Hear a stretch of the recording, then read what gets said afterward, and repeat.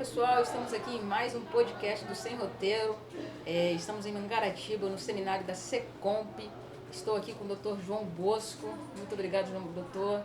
Doutor e professor, né, que hoje deu uma palestra brilhante aqui no seminário de compras e licitações.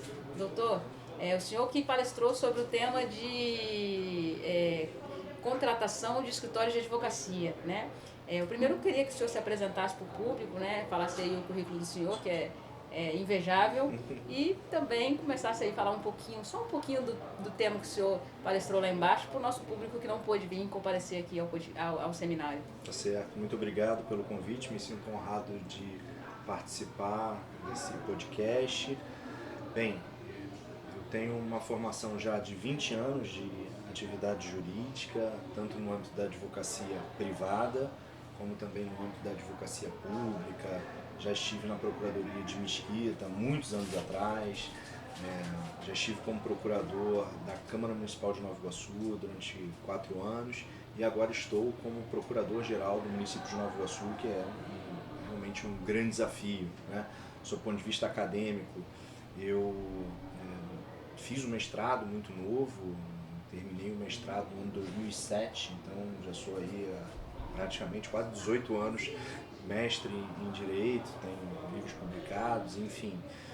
E durante praticamente ali 17 anos fui também professor de algumas universidades, mas por questões profissionais optei de não dar mais continuidade à vida acadêmica sob o ponto de vista de graduação. Então, hoje me mantenho academicamente ativo, digamos assim, como diretor da Escola Superior de Advocacia, da primeira subseção, em Nova Iguaçu. Também a Ana Tereza Basílio me incumbiu, junto com o João Quinelato, de uma tarefa de ser o coordenador das ESAs da Baixada. Então é realmente um desafio. Hoje na advocacia privada eu estou licenciado por conta do cargo que ocupo, né? Mas sou sócio de um escritório de advocacia, assim, que tem uma razoável expressividade na Baixada Fluminense, no Rio também. Já o escritório tem 15 anos, eu tenho 20 anos de advocacia, mas o escritório completou agora, dia 19 de abril, 15 anos de efetiva atividade profissional. Quanto à minha palestra aqui hoje, eu falei sobre contratação de escritórios de advocacia e fiz uma análise no âmbito da lei de licitações. Objetivamente foi essa a minha palestra. E hoje, assim, sempre teve uma confusão dos tribunais de contas, né, sobre a inexigibilidade, a dispensa na contratação de escritório de advocacia, devido à especialidade. Qual é o tema hoje? Qual é a decisão final que se tem a respeito disso? E como se dá a contratação para uma prefeitura, para um escritório de advocacia? Porque assim, a prefeitura não tem que ter procuradoria, ou pode ter procuradoria, pode ser só para um assunto específico, para um tema específico, uma especialidade específica. Como que funciona? Nosso público é leigo, então... Tá certo. Então, vou tentar aqui fazer um panorama que basicamente é o seguinte, né? O poder público, o município, o Estado, a União, o Distrito Federal, eles são representados em juízo por meio de advogados, normalmente advogados públicos, são advogados que, a regra geral, fizeram concurso público, isso no âmbito da União, isso no âmbito do Estado, do Distrito Federal. No âmbito dos municípios, não existe uma obrigatoriedade de implementação e institucionalização de uma Procuradoria Geral do município. O Supremo julgou isso ano passado, dizendo que essa é uma escolha do administrador, do gestor, por um critério político. Mas se ele institucionalizar, se ele criar uma procuradoria, ele tem que fazer isso por meio de uma carreira de procuradores, de modo que o ingresso nessa procuradoria se dá por meio de concurso público. Então hoje, o cenário de defesa, digamos, do poder público, eu vou fazer um foco aqui no âmbito do município, se dá por meio de procuradores concursados, naqueles municípios em que existe a procuradoria, como por exemplo o município de Nova Iguaçu. Existe a possibilidade de vários municípios do país que não têm uma procuradoria institucionalizada, de se ter um cargo de assessor jurídico, de procurador, que também vai fazer a defesa do ente público. E isso se dá por meio de criação de um cargo em comissão. Esses cargos em comissão, segundo o entendimento do Supremo, eles devem ser vinculados à confiança da autoridade que nomeia, mas são normalmente cargos de chefia, direção e assessoramento.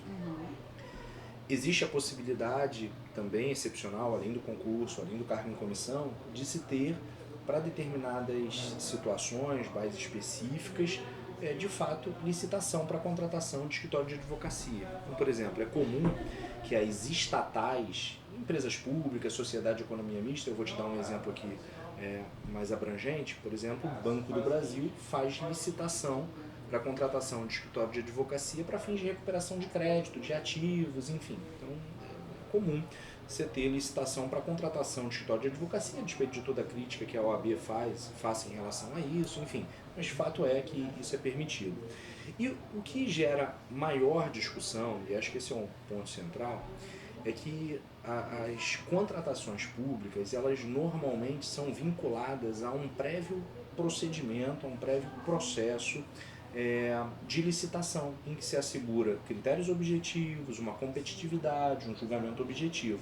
Então, a regra geral, segundo a nossa Constituição, é que as contratações públicas de produtos, serviços, sejam realizadas por meio de licitações.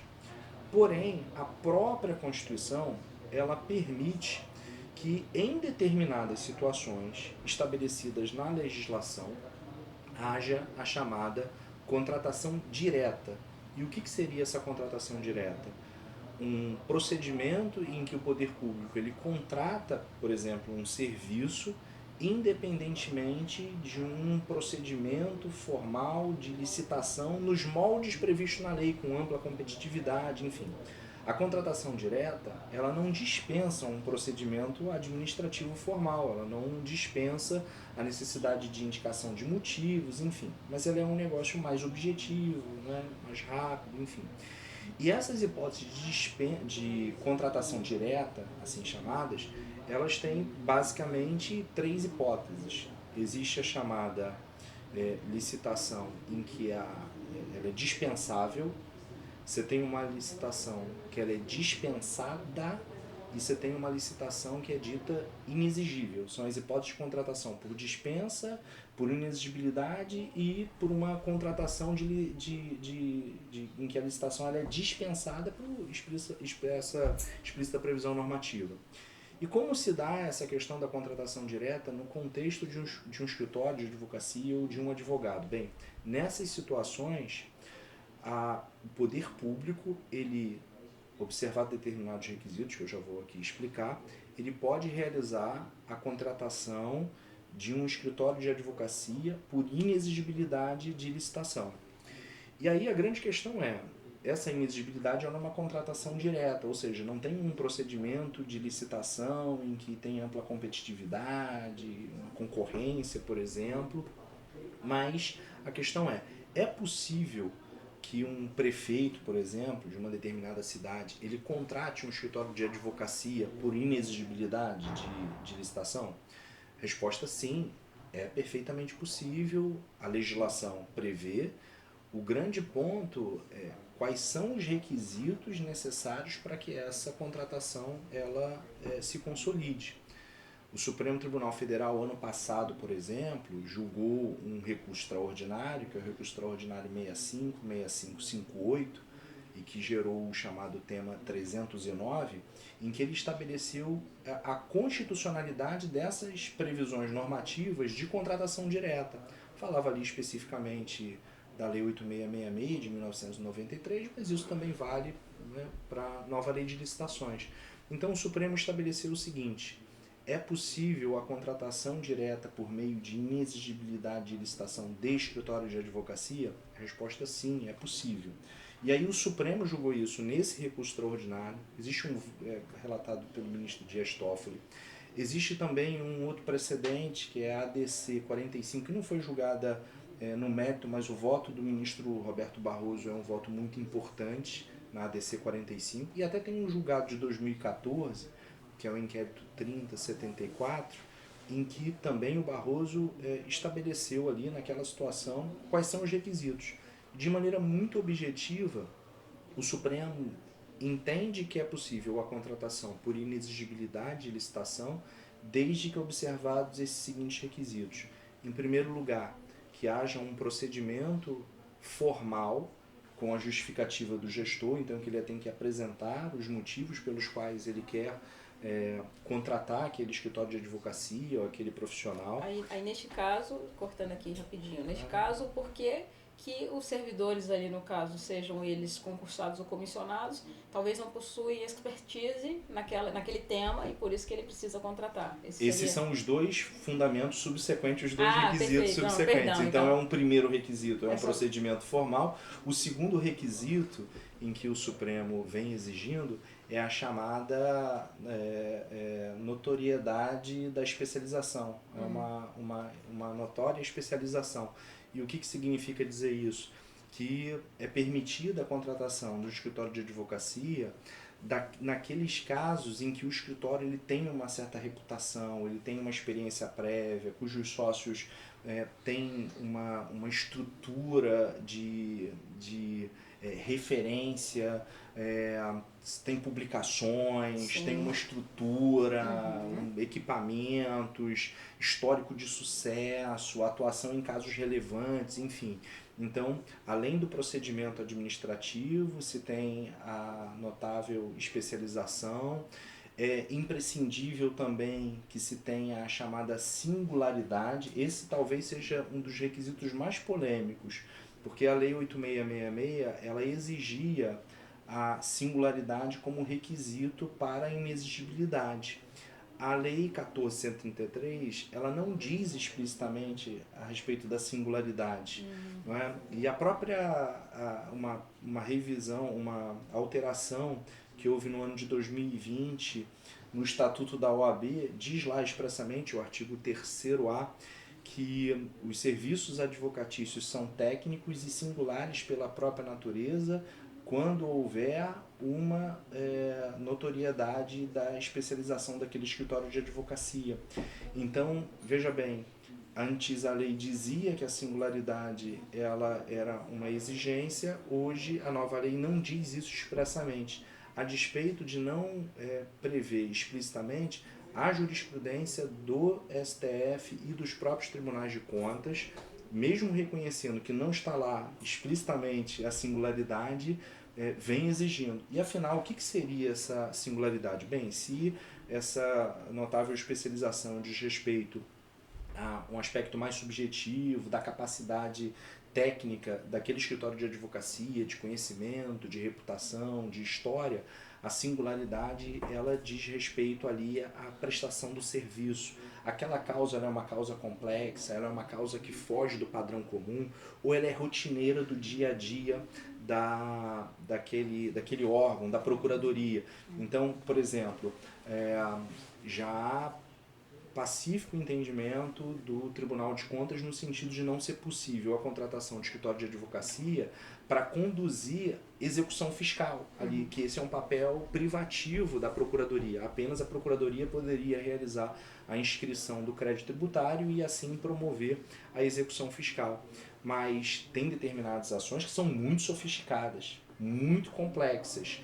E aí você tem um serviço ali que ele é um pouco excepcional, que ele foge do padrão do dia a dia. Então esse é o terceiro requisito que o Supremo Tribunal Federal exige, que é a singularidade do serviço. Quanto ao quarto requisito, o Supremo exige que seja demonstrado, no caso concreto, que o órgão de representação judicial, por exemplo, a Procuradoria, não tenha estrutura, uma capacidade, ou não seja conveniente, ou que seja faticamente não possível para ela ingressar aquela ação.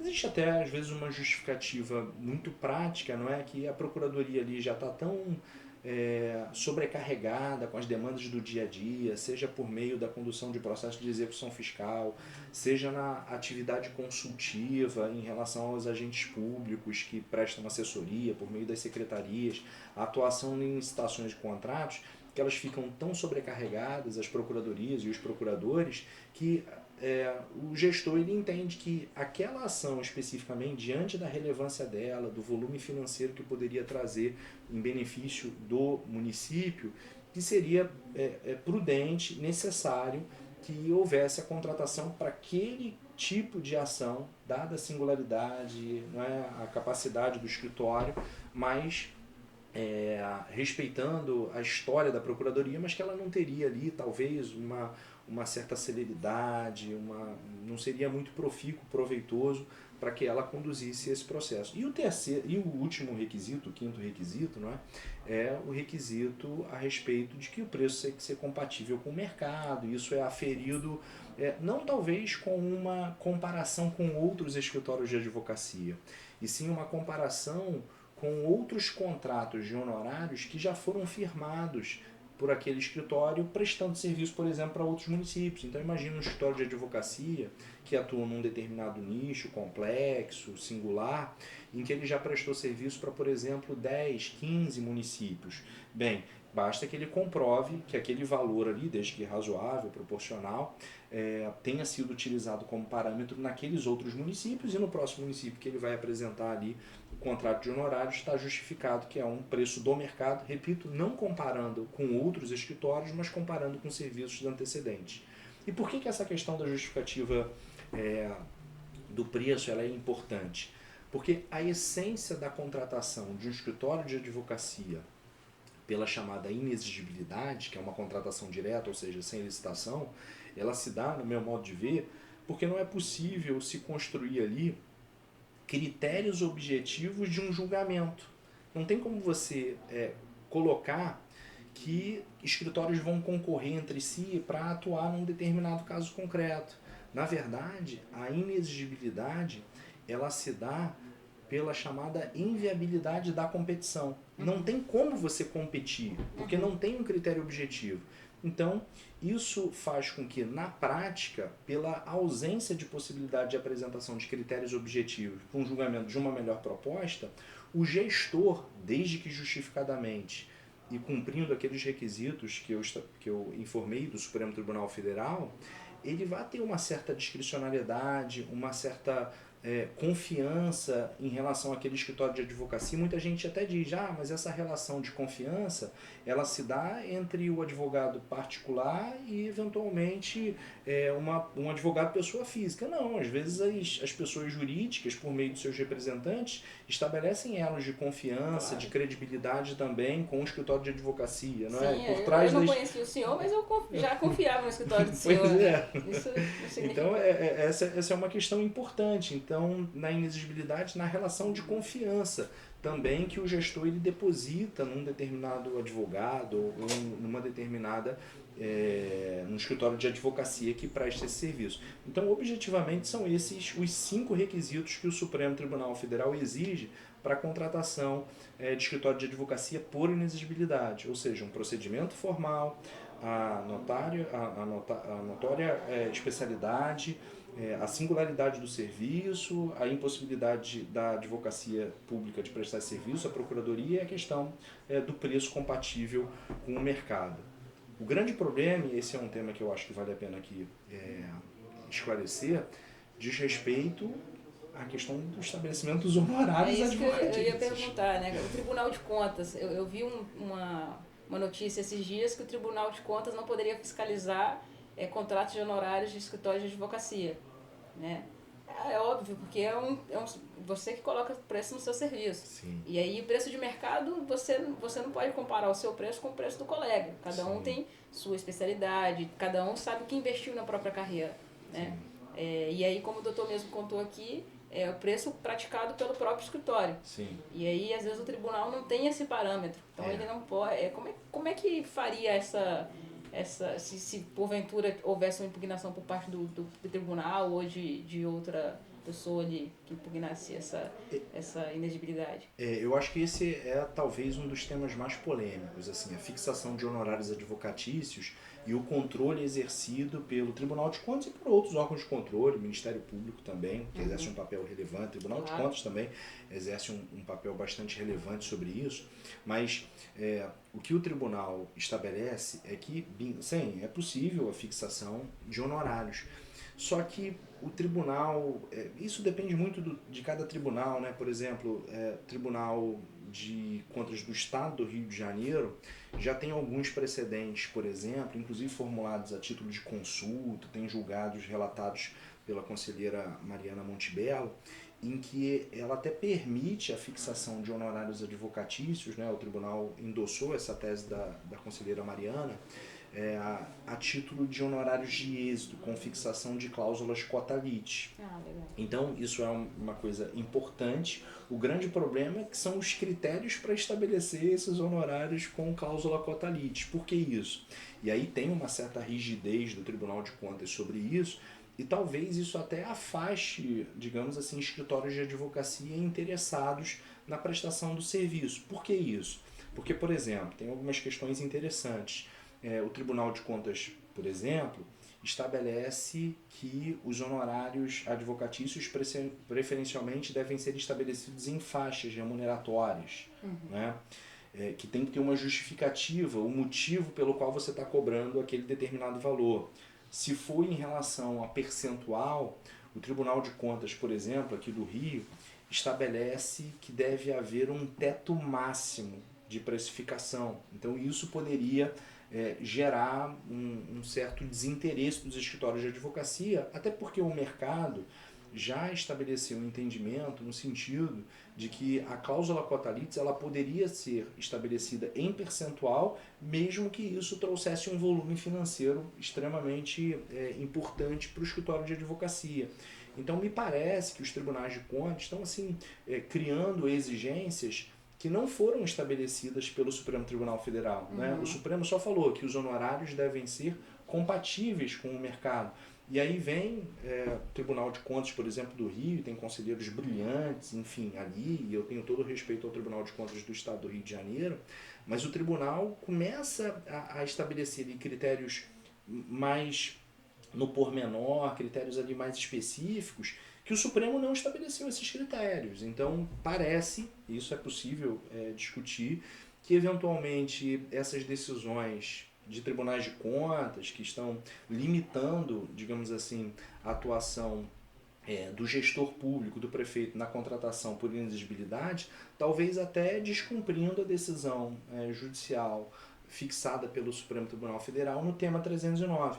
E aí eu posso te dar um exemplo aqui muito concreto de um precedente em que o Tribunal de Contas de Santa Catarina, por exemplo, por meio de um pré-julgado, que seria uma referência para todos os casos do Tribunal de Contas, dos jurisdicionados submetidos ao controle do Tribunal de Contas de Santa Catarina, que lá o pré-julgado objetivamente diz assim, olha, não pode contratar escritório de advocacia nas ações dos royalties e tampouco de recuperação de crédito tributário.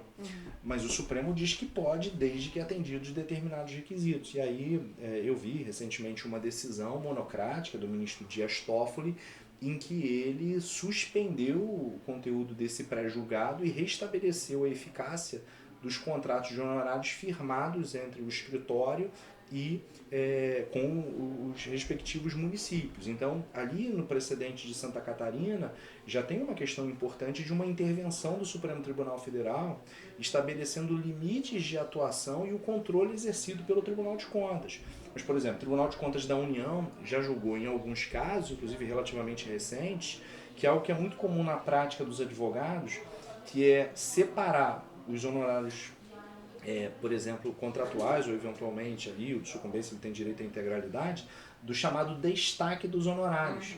E aí, quando se fala da questão do destaque, tem um precedente do Tribunal de Contas dizendo que não seria possível fazer o destaque dos honorários, né? Foi uma ação específica do Fundef, enfim, que é o antecessor do Fundeb, enfim, uma questão ali jurídica que trouxe uma repercussão econômica bastante expressiva para vários entes subnacionais. E aí o Tribunal de Contas da União fez uma intervenção nesse sentido, reconhecendo a ilegalidade nessas contratações. Fato é, e aí a gente tem que reconhecer isso, que todo esse debate gera uma insegurança jurídica muito grande no gestor, né? Então, até se perguntarem, é possível a contratação de escritório de advocacia pelo prefeito, pelo gestor público? Sim, desde que sejam cumpridos determinados requisitos. mas do seu ponto de vista da realidade, quando você vai para o detalhe daqueles requisitos, parece que até um desestímulo por parte dos órgãos de controle em firmar esses contratos de honorários, porque os critérios têm sido ali, enfim, é uma posição do tribunal de estabelecer limites, tetos, necessidade de dotação orçamentária, que os honorários integrem diretamente, de maneira integral, os cofres públicos, sem possibilidade de destaque. Então, assim, a conjuntura ali de fatores cria, digamos assim, limitações e talvez até interesse por parte dos escritórios de advocacia em submeter uma determinada rigidez e um controle sobre isso. Sobre o aspecto de intervenção do Tribunal de Contas em respeito disso, como é uma contratação, de fato, o tribunal até poderia julgar esse contrato. Só é difícil, como você mesma disse, estabelecer um critério objetivo a respeito do valor. Aí sim, acho que o tribunal poderia julgar, sim, etc. Isso é legítimo. Mas o gestor ele fica ali numa zona de incerteza muito grande, né? Assim, uma dificuldade, talvez com medo de ser punido. E quando a gente vai para uma análise das eventuais consequências de uma inexigibilidade indevida, ou seja, se houver o reconhecimento que aquela contratação ela foi ilegal, quais são as consequências eventualmente para o gestor? E aí a gente tem aqui praticamente 3 esferas em que se poderia ali pensar, caso se reconheça uma contratação indevida por inexigibilidade. Então, uma intervenção do Tribunal de Contas, né? O Tribunal de Contas reconhecer a ilegalidade do contrato, determinar a devolução de valores, aplicação de multa ao gestor, acarretando às vezes até mesmo situações na sua esfera funcional e política, não é? Então, isso é uma questão assim bastante preocupante. No campo da tutela da probidade administrativa, com instauração de inquérito pelo Ministério Público, eventual ação de improbidade, muito embora o Supremo, em 2 precedentes bastante importantes, julgou a necessidade de caracterização de dolo para fins de configuração de improbidade administrativa. Não existe mais, entre aspas, aquela improbidade culposa. Então, é necessária a configuração de conduta dolosa do gestor para que seja caracterizada a improbidade, né? Então, se ele justificar, se ele apresentar os motivos, enfim, é pouco provável que ele seja condenado em improbidade administrativa, ao menos no meu modo de ver, porque ele fez uma escolha legítima, justificada em relação a isso, né? E o terceiro campo, que também em alguma medida é preocupante, né, além da intervenção do Tribunal de Contas, da improbidade administrativa, é o campo penal, porque tanto na lei antiga quanto na lei nova, agora incorporando dispositivos ao Código Penal, você tem um dos tipos penais acrescentados pela Lei 14.133, que é uma contratação indevida por inexigibilidade, com uma pena assim pesada, né, de 4 anos para cima, inclusive inviabilizando até a configuração de ANPP em relação a isso, né? Então, assim, você tem uma conduta ali penal também relevante, mas me parece que, num contexto geral, se for uma opção justificada, atendidos os requisitos estabelecidos pelo Supremo, também não há uma conduta ali penalmente relevante, né?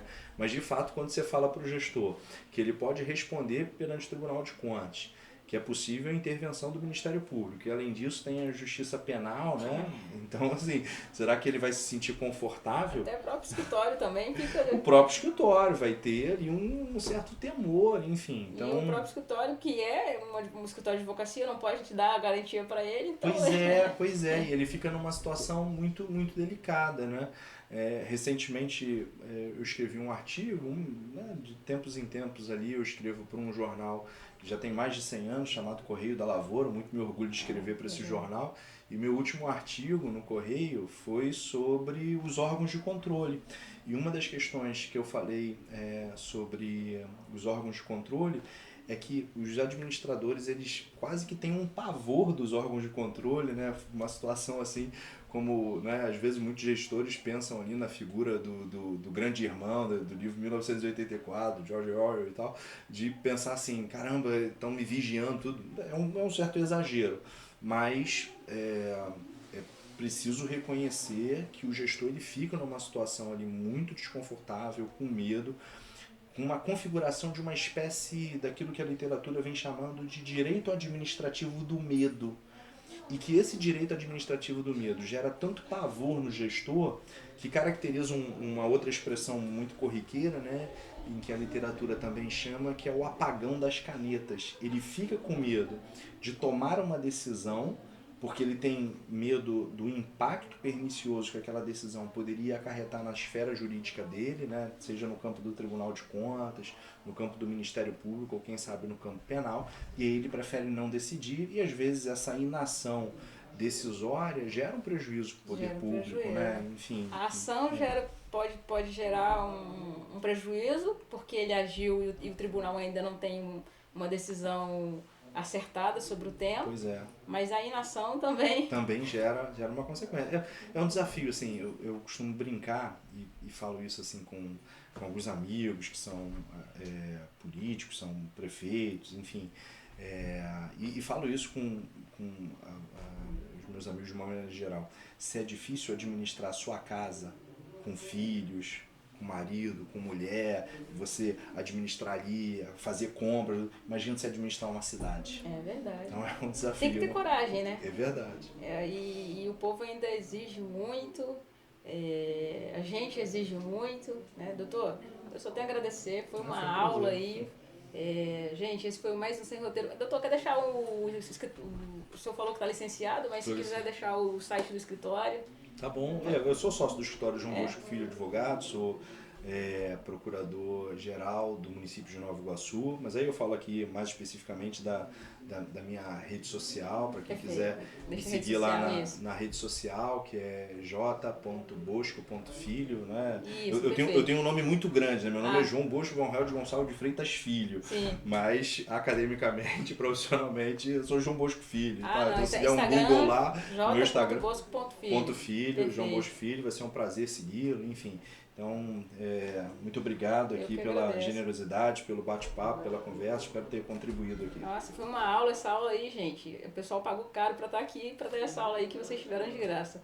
Muito obrigado pela atenção e até a próxima.